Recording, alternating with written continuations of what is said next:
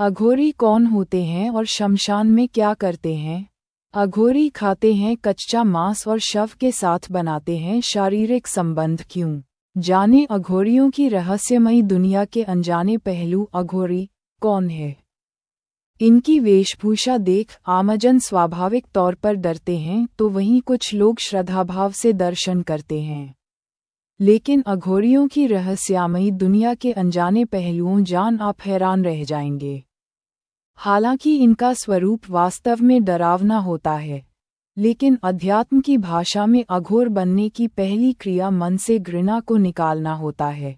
मूलतः अघोरी शमशान जैसी जगहों पर सहजता से रहते हैं और तंत्र क्रियाएं सीखते हैं। साम्यत समाज जिन चीजों से घृणा करता है, अघोरी उसे अपनाते हैं। श्वेताश्वरोपनिषद में भगवान शिव को अघोरनाथ कहा गया है। अघोरी बाबा भी शिवजी के इस रूप की उपासना करते हैं।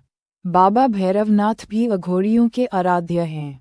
जानते हैं अघोरियों की रहस्यमयी दुनिया से जुड़े अनजाने पहलू के बारे में। कौन है अघोरी? ये क्या खाते हैं? इनका जीवन कैसा है और वो बातों जो अघोरियों को अन्य साधकों से अलग बनाती है। भगवान शिव को अघोर पंथ का प्रणेता माना गया है। शिवजी के अवतार अवधूत भगवान दत्तात्रेय को भी अघोर शास्त्र का गुरु माना गया है। अघोर संप्रदाय शिवजी के अनुयायी होते हैं। इनके अनुसार शिवजी स्वयं में संपूर्ण हैं और समस्त रूपों में विद्यमान हैं। जानिए अघोरियों के काम और साधना। अघोरी खाते हैं कच्चा मांस। कहते हैं कि अघोरियों ने खुद इस बात को माना है कि वे शमशान में रहते हैं और जले शवों को निकालकर उसका मांस खाते हैं। हालांकि ये बात आम जनमानस को विभत्स लग सकती है, लेकिन इसके पीछे माना जाता है कि ऐसा करना अघोरियों की तंत्र क्रिया की शक्ति को प्रबल बनाता है। शिव और शव उपासक होते हैं। अघोरी शिव के 5 रूपों में एक अघोर भी है। अघोरी भी शिवजी के उपासक होते हैं और शिव साधना में लीन होते हैं।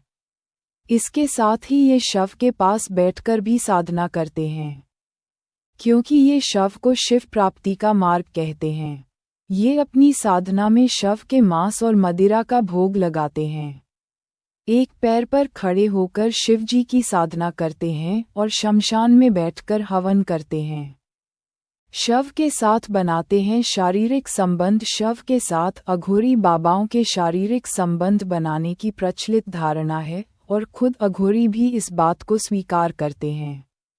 इसे वह शिव और शक्ति की उपासना का तरीका मानते हैं। उनका मानना है कि यदि शव के साथ शारीरिक क्रिया के दौरान यदि मन ईश्वर की भक्ति में लगा रहे तो ये साधना का सबसे ऊंचा स्तर है। ब्रह्मचर्य का पालन नहीं करते अघोरी। अन्य साधु संत जहाँ ब्रह्मचर्य का पालन करते हैं, वहीं अघोरी ब्रह्मचर्य का पालन नहीं करते हैं। केवल शव ही नहीं बल्कि जीवितों के साथ भी अघोरी संबंध बनाते हैं। ये शरीर पर राख लपेटकर और ढोल नगाड़ों के बीच शारीरिक संबंध बनाते हैं। इतना ही नहीं, जब महिला का मासिक चल रहा होता है तब ये खासतौर से शारीरिक संबंध बनाते हैं। ये क्रिया भी साधना का ही अंग मानी जाती है। माना जाता है इससे अघोरियों की शक्ति बढ़ती है। नरमुंड धारण करते हैं अघोरी। अघोरी अपने पास हमेशा नरमुंड यानी इंसानी खोपड़ी को रखते हैं।